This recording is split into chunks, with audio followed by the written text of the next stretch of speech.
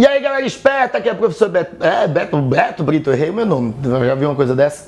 Professor Beto Brito do canal Literatura Legal, é porque tem muito Beto Brito, eu não consigo falar Brito. Ó, do canal Literatura Legal, e hoje nós iremos falar de Machado de Assis, grande nome da literatura brasileira, cobrado em inúmeros vestibulares. É um dos queridinhos do Enem, tá preparado? Então chega mais!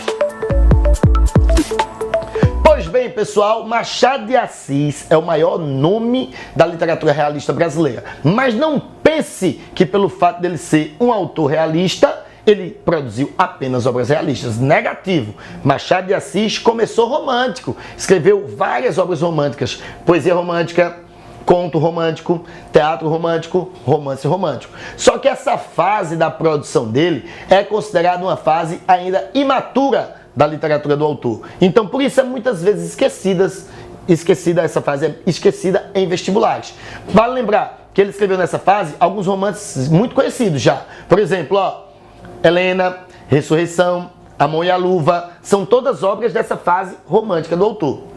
Agora, ele passa a ser lembrado e respeitado mesmo na literatura brasileira quando ele ingressa no realismo. Na verdade, ele inaugura o realismo no Brasil. No ano de 1881, ele escreveu o famoso livro Memórias Póstumas de Brás Cubas. E essa obra é a primeira obra do nosso realismo. Então ele mergulha profundamente numa tendência mais crítica, mais consciente, carregada de verossimilhança, que é o que chamamos de realismo. Aí, ó, sua obra é elogiadíssima, porque ele vai escrever aí romances, vai escrever teatro, vai escrever contos, todos realistas. E quando ele está produzindo poesia nessa fase, ele tem uma tendência mais fria, mais objetiva, que é uma tendência à poesia parnasiana. Então, ó, nós temos um Machado realista, um Machado romântico e um Machado parnasiano. Claro que os vestibulares preferem o Machado realista, certo? Como realista, o que é que a gente deve lembrar dele? Da ironia machadiana. Machado de Assis é um autor sutil. As críticas que ele faz à sociedade não são críticas diretas, contundentes, você não percebe facilmente. Ele não é obsceno. Ele vai fazer essas críticas nas entrelinhas. Muitas vezes até você não percebe quando lê o texto, tá certo? Então ele é muito irônico, muito sarcástico com relação à sociedade, com relação à igreja. Suas principais críticas são relacionadas aos vícios morais da sociedade. O interesse, a ganância, a falsa religiosidade, certo? A falsa solidariedade, o egoísmo, a traição, são temas muito frequentes na obra do autor. Que é um autor bastante pessimista, né? Dá para perceber pelos temas abordados por ele. Ele não confia muito na humanidade, por isso ele coloca em questionamento essa humanidade sempre em seus livros. A traição é tema fundamental. Quase todos os seus livros têm um gesto de traição, ok? Uma outra marca do autor é a análise psicológica dos personagens. O que seria isso? Os seus personagens não são personagens representados a partir de qualidades da aparência. Não, eles são valorizados a partir da essência. Então o que interessa nesses personagens é o que eles são por dentro e não o que eles parecem ser. Então, sua personalidade, seus aspectos psicológicos são todos explorados. É como se ele estivesse colocando o personagem ao avesso, expondo tudo o que ele tem por dentro, ok? Outra coisa marcante na obra dele, português clássico, uma linguagem extremamente culta, correta, certo? Ele é exemplo de linguagem correta, de um português clássico, beleza?